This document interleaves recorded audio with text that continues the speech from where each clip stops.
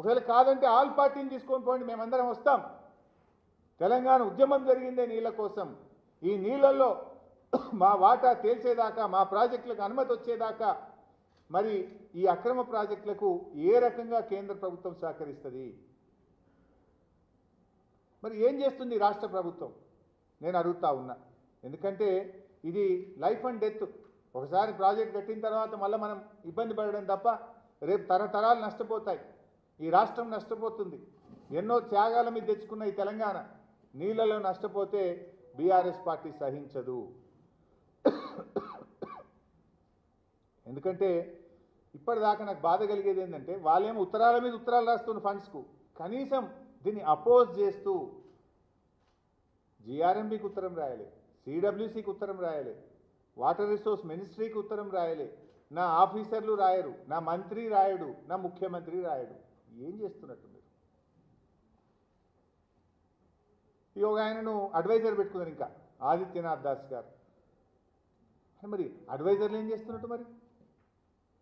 మరి ఏంది ఇంతమంది అడ్వైజర్లు ఉండి, మంత్రి ఉండి, ముఖ్యమంత్రి ఉండి, డిపార్ట్మెంట్ ఉండి, సెక్రటరీలు ఉండి, ఈఎన్సీలు ఉండి మీరు ఏం చేస్తున్నారని నేను అడుగుతా ఉన్నా. ఈరోజు ఆ అడ్వైజర్ గారి గురించి చెప్తే బాధ కలుగుతుంది. ఎటువంటి వాళ్ళని అడ్వైజర్ తెచ్చుకున్నారంటే వీళ్ళు, ఆయన అక్రమంగా ఆంధ్రప్రదేశ్ కడుతున్న రాయలసీమ లిఫ్ట్ ఇరిగేషన్ ప్రాజెక్టు మీద ఆంధ్రప్రదేశ్ తరఫున ట్రిబ్యునల్ ముందు తప్పుడు వాదనలు వినిపిస్తే, సుప్రీంకోర్టు ముందు తప్పుడు వాదనలు వినిపిస్తే కోర్టు 3 నెలల జైలు శిక్ష వేసింది నాకు. ఆంధ్రప్రదేశ్ చీఫ్ సెక్రటరీగా ఆదిత్యనాథ్ దాస్ గారికి 3 నెలల జైలు శిక్ష వేసింది. ఈ భారతదేశంలో ఒక చీఫ్ సెక్రటరీకి 3 నెలల జైలు శిక్ష ఎవరికైనా పడ్డదంటే ఒక ఆదిత్యనాథ్ దాస్కి పడ్డది. ఆ రోజు ఆంధ్రప్రదేశ్ చీఫ్ సెక్రటరీగా ఆంధ్రప్రదేశ్ కోసం ఆయన పనిచేసిండు.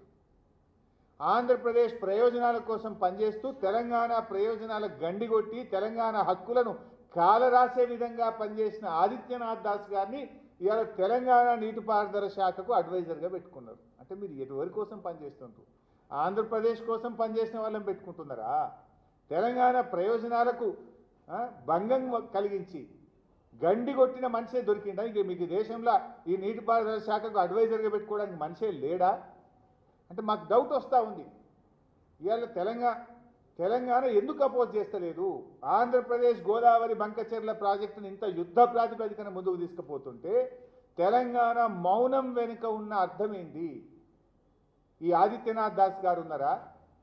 ముఖ్యమంత్రి గారు ఏమైనా గురుదక్షిణ చెల్లించుకుంటున్నారా? ఏం జరుగుతుంది? రాష్ట్ర ప్రయోజనాలు మీకు పట్టవా అని నేను అడుగుతా ఉన్నా. ఈ రోజు వరకు ఎందుకు దీన్ని మీరు వ్యతిరేకిస్తూ లేఖ రాయలేదు?